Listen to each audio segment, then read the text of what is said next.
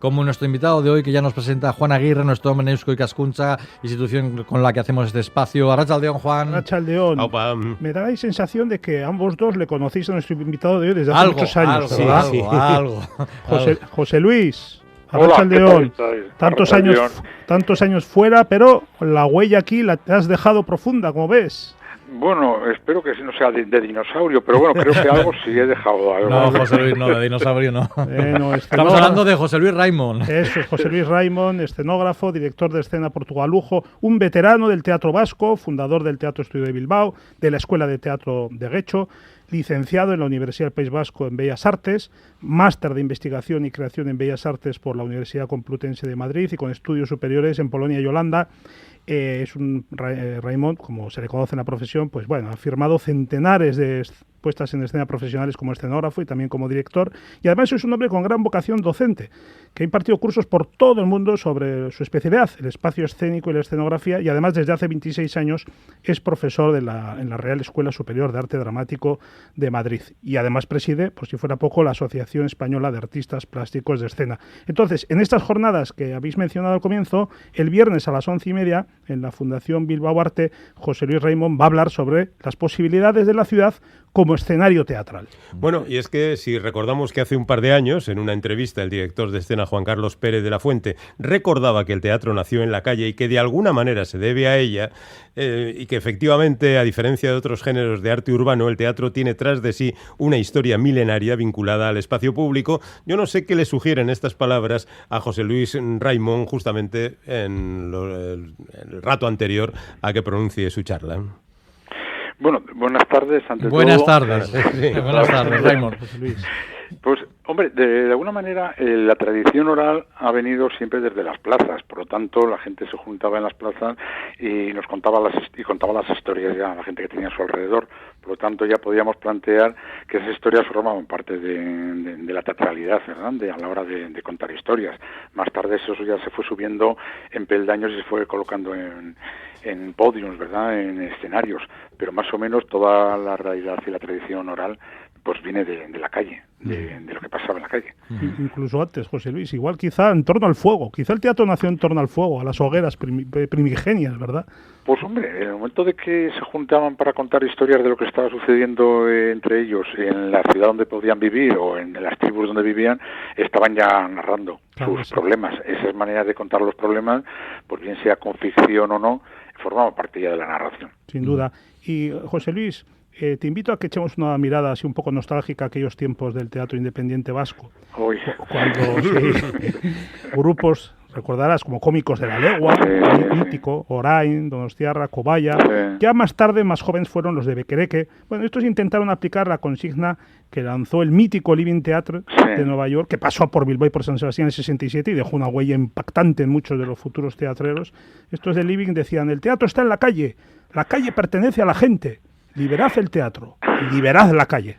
Esto es muy de la época, muy 68ista, y sonaba radicalmente revolucionario, sobre todo en un país donde, no olvidemos, un ministro franquista se atrevía a proclamar aquello de la calle es mía. Bueno, entonces, llevándolo al mundo del teatro de calle, ¿en qué medida se puede decir que la dictadura franquista fue responsable de que el teatro de calle, por lo menos el moderno teatro de calle del siglo XX, se desarrollara aquí con retraso respecto a otros países de nuestro entorno? Hombre, por una parte era normal. Me refiero que en ese sentido en Europa no había habido igual una confraternización tan potente a nivel de fuerzas políticas luchando entre ellas, ¿verdad? Y en ese sentido aquí, mientras que la gente en la calle en los 60 en París o en otros países europeos luchaban por una nueva forma de vivir, una forma de ideología plástica o una ideología social, aquí estábamos luchando por una reivindicación personal, ¿verdad?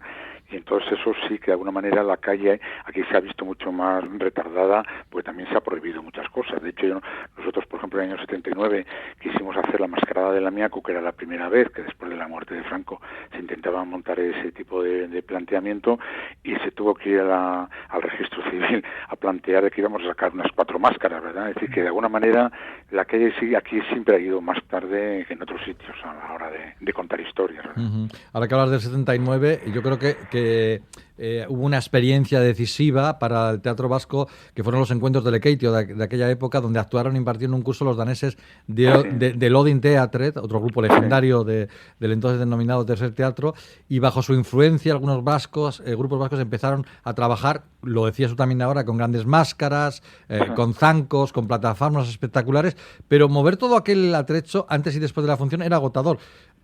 Un veterano actor dijo que él no estaba seguro si de joven había hecho teatro o a lo que se había dedicado es a cargar y descargar escenografías. Sí. Yo no sé si tú tienes un recuerdo parecido, Raimon, de aquella época. Hombre, yo te puedo decir que todavía tengo las costillas y un poco las lumbares fastidiadas de aquella época.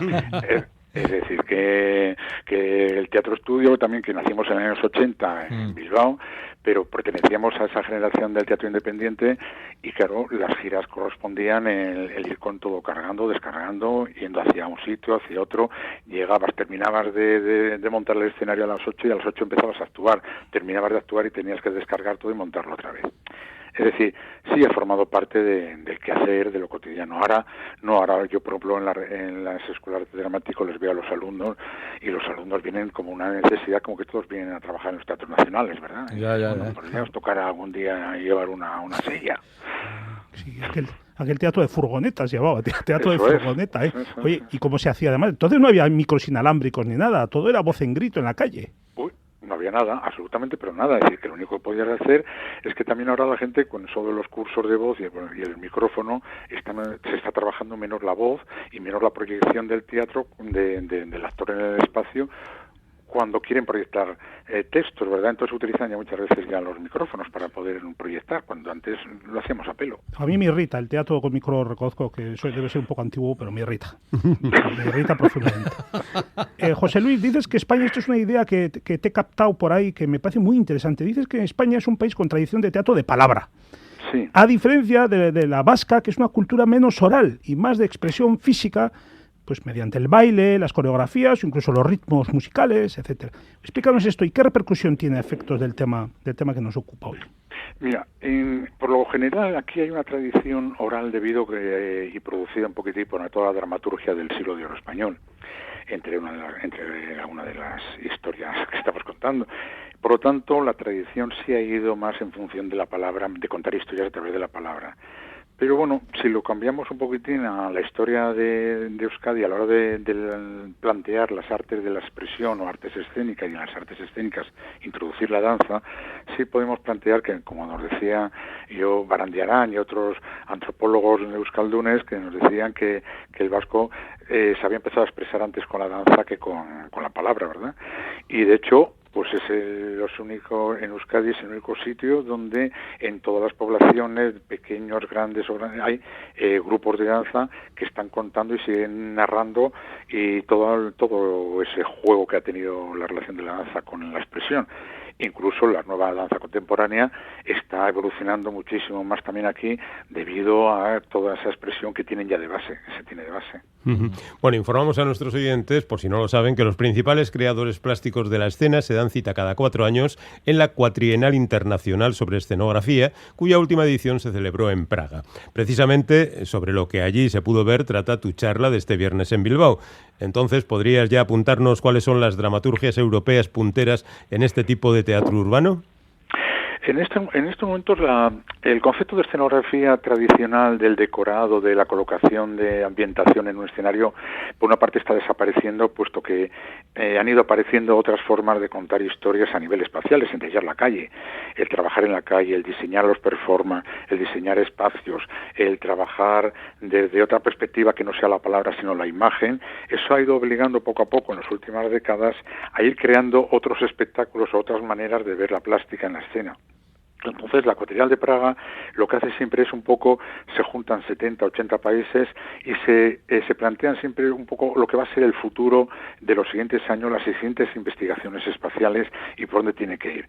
Casi todo en estos momentos el teatro en la actualidad está relacionado con el funcionamiento más postdramático, más con el juego de los objetos, con el juego. La palabra se conserva como un elemento más escenográfico, es decir, no se concibe como un elemento de de representación, sino como más escenográfico. En las fotografías que vas a proyectar el viernes, que he tenido la posibilidad de ver, hay cosas verdaderamente que impresionan, ¿no? De espectáculos de calle que demuestran que la calle pues no es una cosa estática, como a veces nos imaginamos, sino que es algo que está en cambio y que tiene unas posibilidades de crear desorden, de un activismo político a través del arte.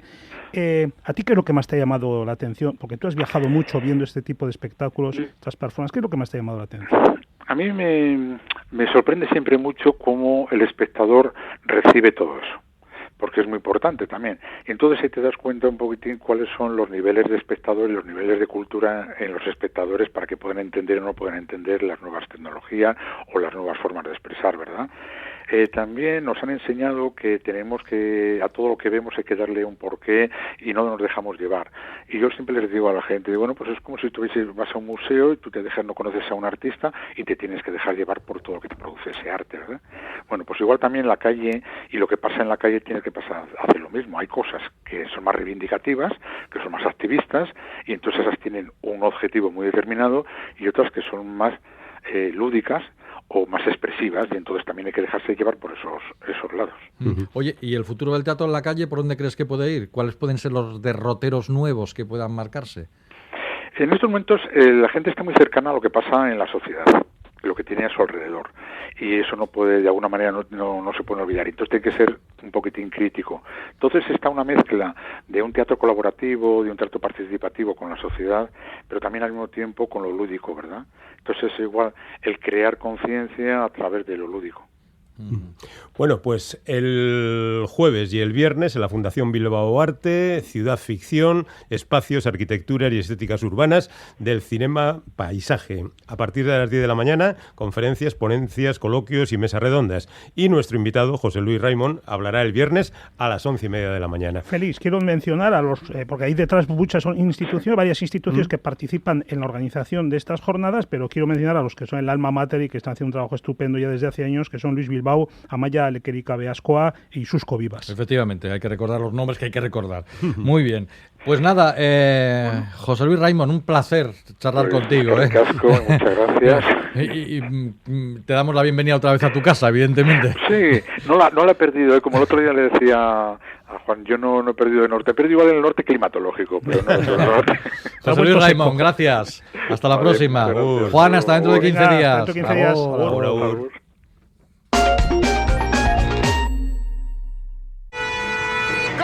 ¿Esto qué es, Marco? La fucking financiación, que se nos ha caído. Llega Operación Concha, la comedia de timadores del año. Quieren a Silvela, cueste lo que cueste. Con Jordi Moyá y Carra Elejalde. ¡Hijo puta! ¡Esclava! Tú cuanto menos sepas, mejor. Hasta mañana. Operación Concha. Estreno el 29 de septiembre en cines. En Laroguey te pueden asesorar y ofrecer infinidad de soluciones. Para interior, exterior, suelos, paredes y baños. Primeras marcas, clásicas, tradicionales, exclusivas, la más vendida, novedades. Lo más de lo más. Ay. Si quieres opciones, visita Laroguey del Grupo Bilbu. Crean espacios que hablan de ti. Iberdrola, buenos días. ¿Puedo ayudarle a ahorrar? Buenas. Yo por trabajo casi nunca estoy en casa durante el día. Y claro, todo mi consumo se concentra por la noche. ¿Tenéis un plan para nocturnos? Sí, el plan noche. 14 horas de ahorro para los que están en casa por la noche y hasta media mañana. Verá cómo nota la diferencia. Planes a tu medida de Iberdrola. Tú eliges cuándo pagar menos por la luz. Infórmate en iberdrola.es.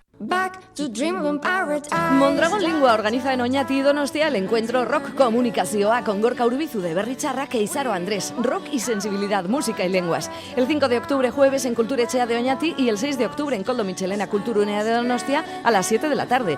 La entrada es gratuita registrándote en mondragonlingua.com o recogiendo tu invitación en nuestros centros Mondragon Lingua. Será un encuentro entrañable y original. Anímate y ven a disfrutarlo. Ángel Alcaín, Maribel Salas y Gorka Aguinagalde se enfrentan a 3 nuevos retos. Dejan su papel de actores para demostrar que hagan lo que hagan, ellos se sienten como pez en el agua. Esta noche en ETV2.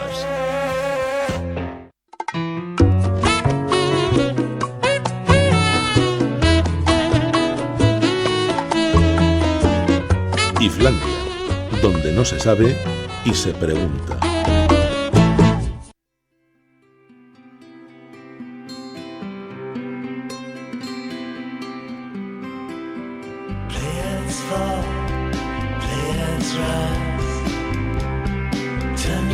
face and watch the rainy sun.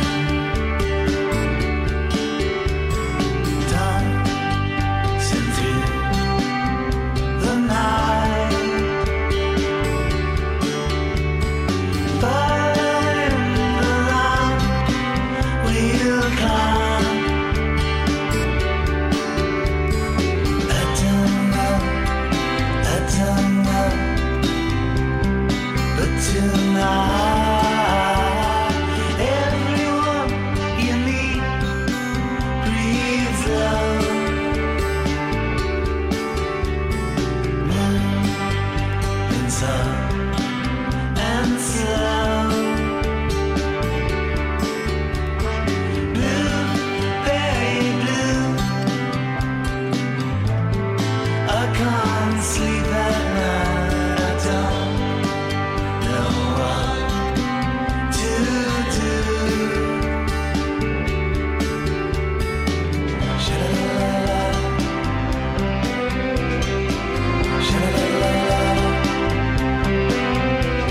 Podríamos despachar a esta buena gente diciendo, uy, suenan un poquito antiguos, incluso el título del disco, música para una época de milagros, es un poco 70, 80, pero no cometáis ese error. Para explicar todo esto está aquí Joseba Martín, como cada miércoles, arratsaldeón, compañero. Hola, buenas tardes, Félix Sanquique. Bueno, ¿por qué nos has traído a la clientela? Pues así se llama este grupo, The Clientele, que es una banda, ellos vienen un poquito del sur de Londres, pero ya se pasaron a vivir allí, donde tenían más posibilidades de sacar sus historias adelante. Es un grupo que se formó en 1991 y a la chita callando han sacado ya, con este es el 8º disco, aunque bueno, el anterior es un mini LP, con lo cual sería el 7º álbum de estudio, tal como lo entendemos.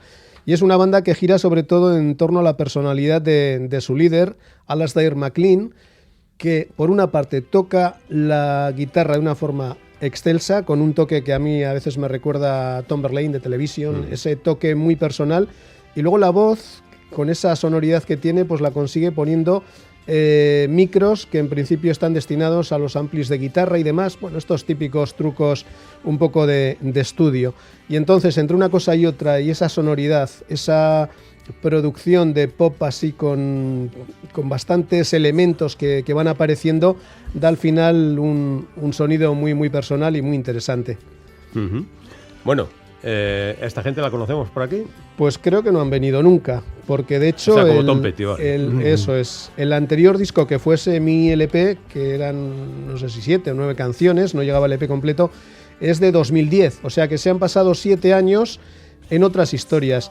Y curiosamente, el cantante y líder, Alasdair MacLean, ha formado grupo durante ese tiempo con su mujer, que es una española, López Núñez Fernández, un grupo que se llama Amor de Días, que es mucho más acústico, que a veces casi tiene toques de bossa nova, así más tranquilo y relajado, no tan sobreproducido como lo que hace The Clientele, pero ahí han estado unos años, hasta que por una de esas casualidades Alasdair MacLean se volvió a reunir con un amigo con el que había tocado antes de formar la banda en los 90, al que le había perdido la pista, y resulta que se había convertido en un virtuoso de los instrumentos de Irán, por ejemplo, instrumentos un poco especiales. Y ese amigo es el que, después de poner arreglos a las canciones recientes que tenía MacLean, pues decidió reunir al grupo otra vez. Habló con los otros dos, porque en realidad The Clientele son un trío, volvió a hablar con los otros dos compañeros, les pareció de maravilla todo lo que había hecho con este chico, y rehicieron la banda y han grabado esta auténtica maravilla. ¿Y va todo en la misma línea o hay variedades? Va todo, abundan los tiempos medios, hay algunas canciones cortitas, pero lo normal es que se vayan a los 4, 5, 6 minutos, y es una especie de remanso de paz donde sin estridencias te van llevando casi de una canción a otra sin que te des cuenta. Hemos empezado con una que lleva por título Everyone You Meet y vamos a seguir insistiendo ahora con la que abre el disco, que es un poco más tranquilita, pero que mantiene también esa atmósfera y que se llama The Neighbor.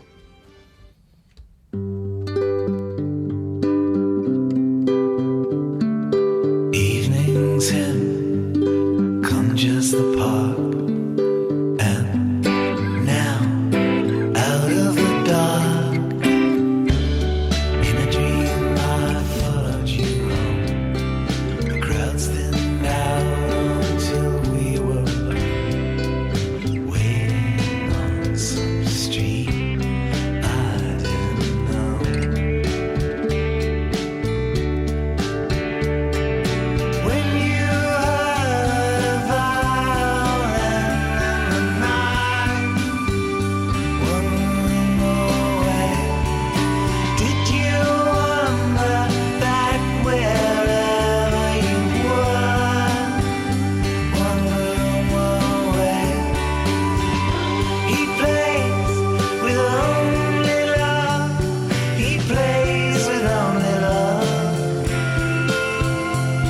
So let your hands fall. Turn your face to him. The festival is over, and the cypresses are bare. In the corridor, the face of God is smiling. When you heard a violin in the night, wondering why, did you wonder that wherever you are, wondering why, how will you ever know? De Clientel se llama esta gente. Seguro que no los conocías, pero Joseba, siempre atento a las cosas buenas, nos lo ha traído hoy a Islandia. Y es curioso porque el disco se ha editado con un sello independiente alemán que se llama Tapete Records. Tapete, está Tapete bien. Records, qué bueno. Y que, bueno, aquí tiene cierta distribución porque hay, pues eso, muchas distribuidoras y muchos sellos que más o menos se ocupan de este tipo de ediciones porque saben que tienen un valor. Y hemos visto, por ejemplo, que en la crítica británica, pues la media que les han puesto es un 8 y pico sobre 10. Y hay unas cuantas agrupadas, y eso que el disco lleva apenas desde finales de septiembre. Así que vamos a tomarnos en serio todo lo que está haciendo esta gente, que a veces me recuerda a Teenage Fan Club, en esos tiempos más tranquilos, Television en otras direcciones, y sobre todo ese pop de salón, ese pop preciosista, ese pop barroco que se hacía en el Reino Unido a finales de los 60. Canciones muy melódicas, con una estructura muy bonita, pero que luego se iba enriqueciendo con muchos elementos de orquesta, de cuerda, de vientos, todo como siempre muy, muy discreto, estando casi sin estar, pero dando ese brillo a la canción. Bueno, pues aquí lo vamos a dejar, naturalmente con otra canción que has seleccionado y que no sabemos muy bien de qué va. Pues la siguiente lleva por título Lunar Days, así que son esos días de luna. Mañana luna llena. Todos un poco locos, ¿no? Mañana luna llena, os lo advierto. Cada 29 días dicen que cambia esto, ¿no? Pues nos ponemos en marcha y nada, una recomendación especial.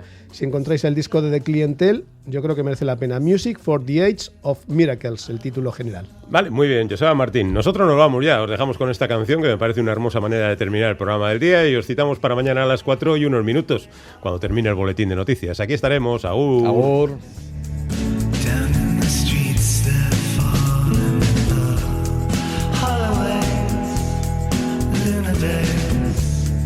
This is the year that the monster when it's late November and you're lost in the leaves and you speak in beer, copper tongues that nobody hears. And I'll come up and see if I get out.